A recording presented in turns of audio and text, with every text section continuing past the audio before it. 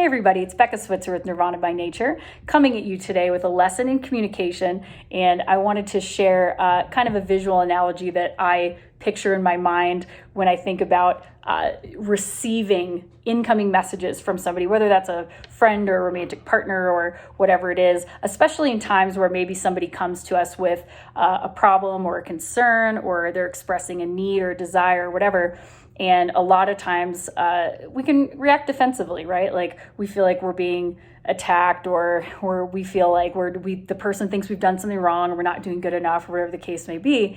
And we cause a big problem when we do that, because the person that's coming to us to share how they're feeling, they're not coming with an attack. They're coming because they have a need that they want, right? And so when we react defensively with something, no, that's not, why would you feel like that? Or we're like, no, you don't feel that way, or that's not what happened, or we shoot it down, or in other words, we build a wall, right? Somebody comes to us, and instead of receiving what they're saying, we hit it with a defensive wall. We really start a dysfunctional pattern there, because the other person doesn't feel heard and understood, and then you feel attacked, right? So I wanted to share something that in my mind really helps me with that. And it goes like this. So it's all about receiving, right? So if somebody comes to you and shares something, instead of blocking it with a defensive response, we need to receive it. Think about it like an egg, okay?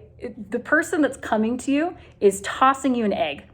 And if you just put your hand up and block it, you deflect it with defensiveness, right? Or you smack it down, what's gonna happen? We've got scrambled eggs, okay? The egg is gonna go splat. So how can you not break the egg when somebody tosses it to you? Well, they toss it and you have to cradle it, right? You have to receive it. You take it in gently, and then you can hand it back. So receiving is all about expressing understanding, okay? Listening first without interrupting defensively, expressing understanding, and then validating the other person. So that can be statements like, hey, thank you for sharing that with me. I didn't realize that made you feel that way. That obviously is not my intention. But what I hear you saying is, you feel kind of sad when I walk through the door and I go and I start doing something else instead of coming in and saying hello and asking you how your day was and giving you a kiss. Is that right? And they're like, well, yeah, it's, and so you say, hey, I didn't mean to make you feel like that. And I can easily make sure that I come in the door and come give you a hug when I get back from work, right? So instead of being like, are you serious? We spend all evening together, or saying like, you shouldn't feel that way. Like I eventually come and do it. All these defensive things just make the other person feel like you don't care about their feelings.